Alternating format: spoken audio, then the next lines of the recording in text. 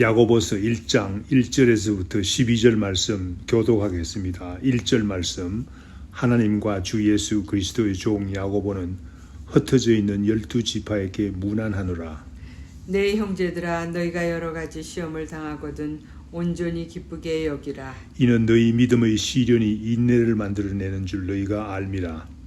인내를 온전히 이루라. 이는 너희로 온전하고 구비하여 조금도 부족함이 없게 하려 함이라. 너희 중에 누구든지 지혜가 부족하거든 모든 사람에게 후히 주시고 꾸짖지 아니하시는 하나님께 구하라. 그리하면 주시리라. 오직 믿음으로 구하고 조금도 의심하지 말라. 의심하는 자는 마치 바람에 밀려 요동하는 바다 물결 같으니 이런 사람은 무엇이든지 주께 얻기를 생각하지 말라.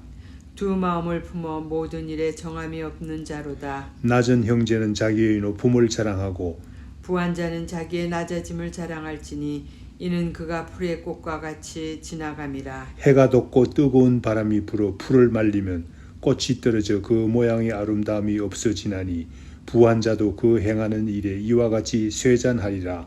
12절 말씀 다 같이.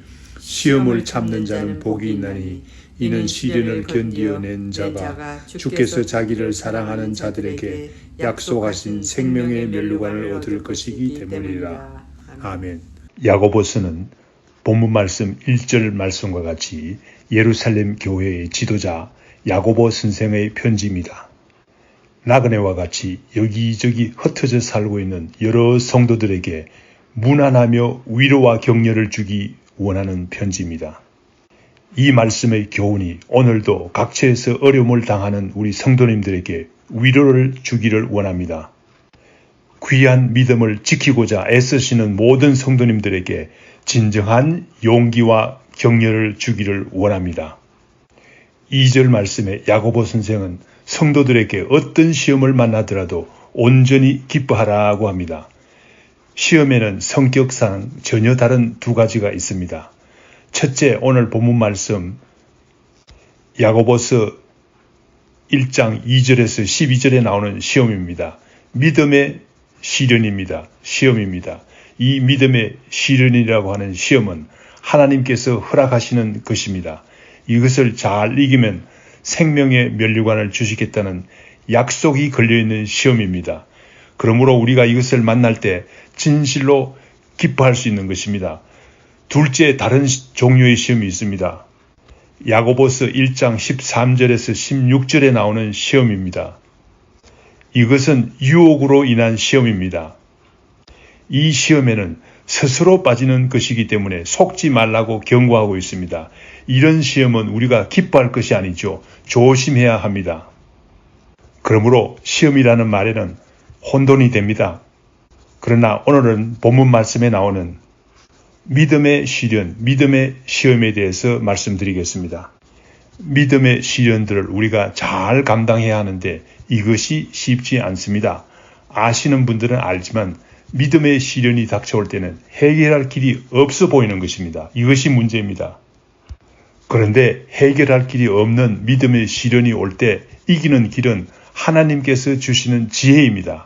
아무리 노력해도 해결할 길이 없어 보입니다. 그래서 어떤 연예인들은 자살도 합니다. 그러나 길이 있습니다. 하나님께서 주시는 길, 하나님께서 주시는 지혜를 가질 때 이길 수가 있는 것입니다. 우리가 이런 시험을 당할 때 우리가 꼭 기억해야 될 말씀이 있습니다. 고린도전서 10장 13절 말씀입니다.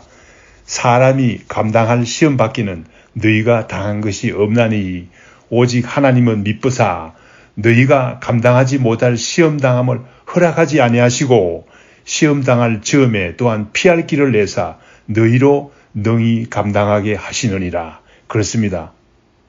하나님께서는 우리가 감당하지 못할 시험 당함을 허락하지 아니한다고 했습니다.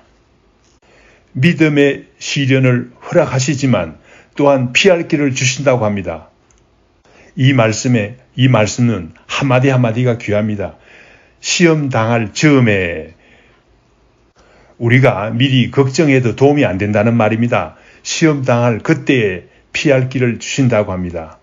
아무리 시험이 크고 감당할 수 없을 것 같이 보여도 하나님께서 주시는 지혜는 어떤 시험도 이길 수가 있다고 말하는 것입니다.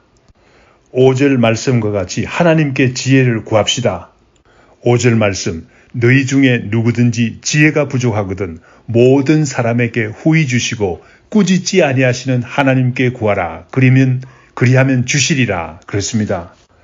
하나님께서 주시는 지혜가 있으면 아무리 어려운 시험이라도 이길 수가 있어요. 그런데 문제가 많은 것은 하나님께 지혜를 구하지 않는 데 있습니다. 우리가 다 하나님께 지혜를 구해야 하는 이유가 무엇입니까? 첫째는 우리가 다 지혜가 부족한 사람입니다. 많은 사람들이 하나님께 지혜를 구할 줄을 모르는 사람들입니다. 어떤 사람들은 자기가 세상에서 가장 지혜가 많은 사람이라는 착각에 사로잡혀 있는 사람도 있어요. 또 어떤 사람들은 어려워 쩔쩔매면서도 하나님께 지혜를 구할 줄 모르는 사람도 있습니다. 사업하다가 어려우면 하나님께 지혜를 구하십시오. 자녀 문제로 고민하다가 길이 막히면 하나님께 지혜를 구하십시오. 사람들과 관계에서 해결할 길이 없으면 하나님께 지혜를 구하십시오. 앞길이 캄캄하면 하나님께 지혜를 구하고 인도하심을 받으시는 것이 좋지 않겠습니까? 공부하고 싶은데 지혜가 부족하여 감당하기 어려운 사람들도 하나님께 지혜를 구하십시오.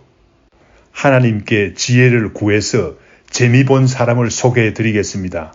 솔로몬 왕은 열왕기상 3장 9절에서 12절 말씀에 보니 왕이 되고 난 후에 무엇보다도 지혜를 구했습니다.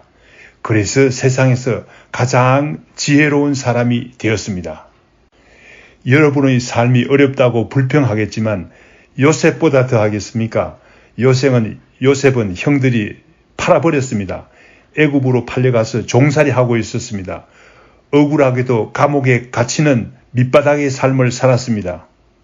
그러나 그때마다 하나님께 믿음으로 지혜를 구했더니 애굽의 총리가 되었습니다. 요셉이 얼마나 지혜로운 사람이 되었는지 바로의 말을 통해서 알아봅시다. 창세기 41장 39절 말씀, 요셉에게 이르되 하나님이 이 모든 것을 내게 보이셨으니 너와 같이 명철하고 지혜 있는 자가 없도다 라고 바로가 고백했습니다. 하나님께서는 구하기만 하면 주시지만은 몇 가지 원칙이 있습니다. 모든 사람에게 주는 원칙이 있습니다. 너희 중에 누구든지라고 말하지 않았습니까? 하나님께 구하는 모든 사람에게 주신다는 말입니다. 나이가 많은 사람이든 나이가 적은 사람이든 지위가 높은 사람이든 낮은 사람이든 하나님께서는 상관하지 않으시고 모든 사람에게 주십니다. 구하는 자에게 주십니다. 구하라 그리하면 너희에게 주실 것이요 찾으라 그러면 찾아낼 것이요 문을 두드리라 그러면 너희에게 열릴 것이니 구하는 이가 다 받을 것이요 찾는 이가 찾아낼 것이요 두드리는 이에게 열릴 것이니라. 마태복음 7장 7절에서 8절 말씀입니다. 또한 하나님께서는 지혜를 주시되 후히 주십니다. 문제를 겨우 해결할 만한 지혜만 주시는 것이 아니라 해결하고도 남는 넉넉한 지혜를 주신다고 하십니다. 또 다른 중요한 원칙이 있습니다. 하나님께서는 누가 구해도 꾸짖지 않으신다는 말입니다. 어떤 사람에게는 이 사실이 너무 반가운 소식입니다. 믿음이 약하든 믿음이 강하든 누구든지 구하면 하나님께서는 꾸짖지 않으시고 주신다는 약속입니다. 이 약속이 참으로 위로가 되지 않습니까? 그런데 야고보 선생은 하나님께 구하되 믿음으로 구해야 된다고 합니다. 6절 말씀, 오직 믿음으로 구하고 조금도 의심하지 말라. 의심하는 자는 마치 바람에 밀려 요동하는 바다 물결과 같으니 이런 사람은 무엇이든지 주께 얻기를 생각하지 말라. 그렇습니다. 믿음으로 구해야 됩니다. 우리가 하나님께 지혜를 구할 때는 믿음으로 구해야 된다는 말입니다. 하나님께 무엇을 구하는 기본적인 태도입니다. 하나님께 구하면 믿음이 없다면 얻을 수가 없습니다. 마태복음 8장 5절에서 13절 말씀에 한 백부장의 이야기가 나옵니다.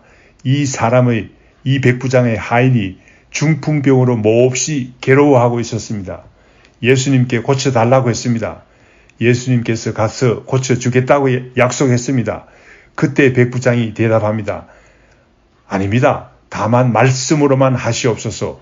그러면 내 하인이 낫겠습니다. 라고 백부장이 대답합니다. 예수님, 저도 군대에서 남의 아래에서 일하고 내 아래에도 군사가 있습니다. 그런데 그들에게 가라 하면 가고 오라 하면 옵니다. 이것을 하라 하고 예수님께서 말씀만 하시면 낫습니다. 라고 백부장이 말합니다. 그때 예수님께서 백부장의 믿음을 칭찬하시면서 말씀했습니다.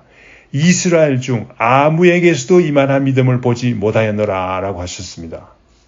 이 백부장은 사람이 고칠 수 없는 병이라도 예수님께서는 고치실 수가 있다는 사실을 분명히 믿은 사람입니다. 이 백부장은 예수님께서 하나님의 아들로서 이 세상의 모든 일을 다 주관하시는 분이라는 사실을 믿었습니다.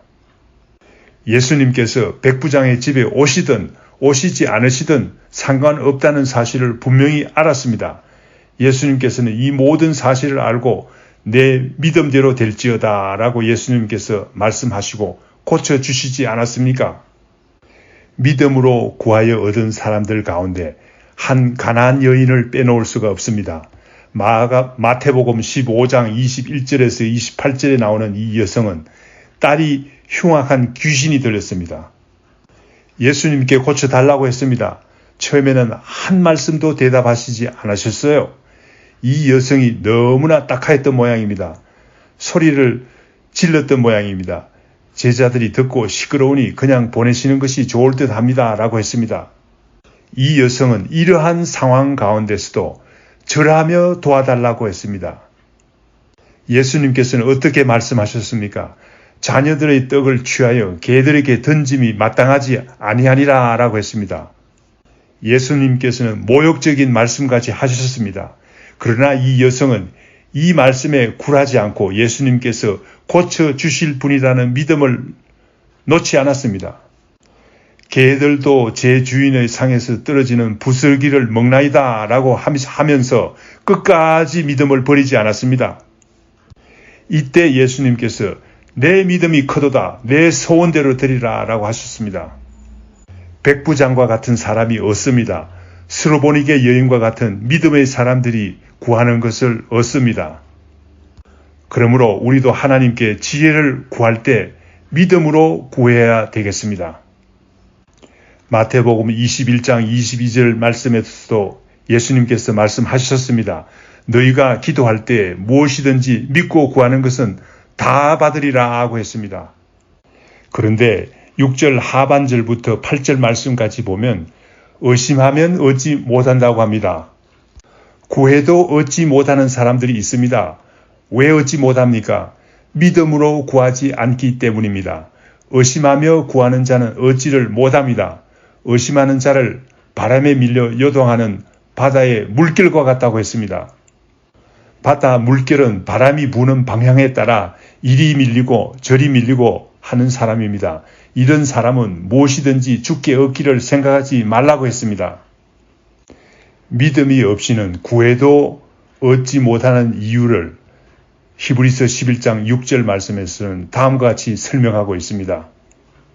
믿음이 없이는 하나님을 기쁘시게 하지 못하나니 하나님께 나아가는 자는 반드시 그가 계신 것과 또한 그가 자기를 찾는 자들에게 상 주시는 이심을 믿어야 할지니라. 이 말씀에서 말씀하는 바는 무엇입니까? 의심하는 자가 얻지 못하는 이유를 하나님을 기쁘시게 하지 못하기 때문에 그렇다고 말합니다. 의심하는 자는 하나님께서 계신 것을 확실히 믿지 못합니다. 또한 하나님께 구하면서도 하나님께서 꼭 주신다는 사실을 믿지 못하고 있습니다. 8절 말씀에서 의심하는 자들은 두 마음을 품은 사람으로 규정하고 있습니다. 정함이 없는 사람이라고 합니다. 그러므로 이런 사람들은 얻지 못한다고 말씀하고 있습니다. 본문 말씀 9절에서 12절에서는 가난과 부함도 믿음의 시련이라고 밝히고 있습니다.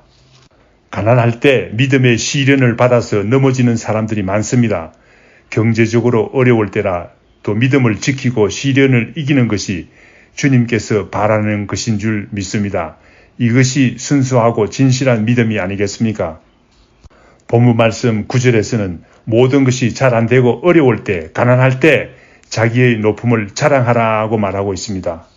우리가 가난할 때 기억해야 될 말씀이 있습니다. 베드로전서 2장 9절 말씀입니다.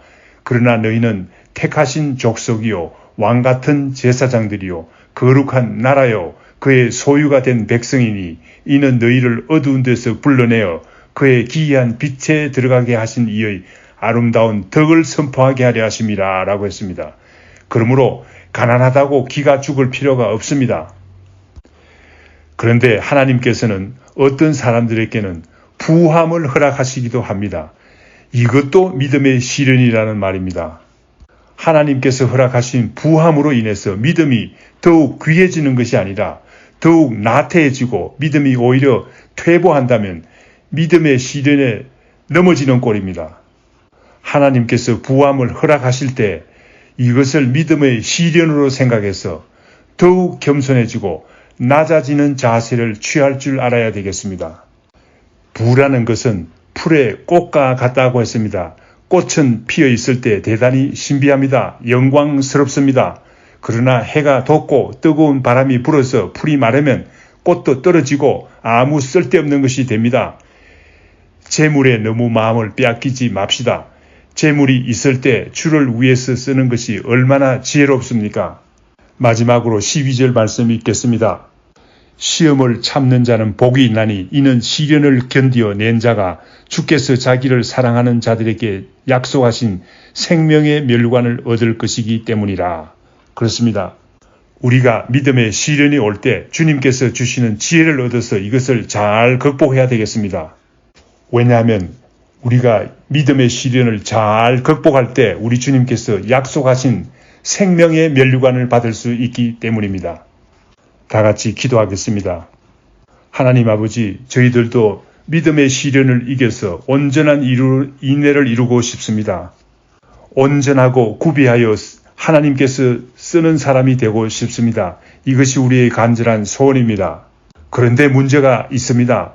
우리가 시험을 잘 감당해야 하는데 이것이 쉽지 않습니다. 지혜가 부족합니다. 하나님께서 지혜를 주시기를 간절히 빌고 원하옵나이다. 믿음으로 구하게 하시옵소서. 의심하면 얻지 못한다고 말씀하시지 않았습니까? 믿음으로 구하게 하시옵소서. 우리가 다 생명의 면류관을 얻을 수 있게 되기를 간절히 바라고 원하옵나이다. 이 모든 말씀 예수님 이름으로 기도드립니다. 아멘.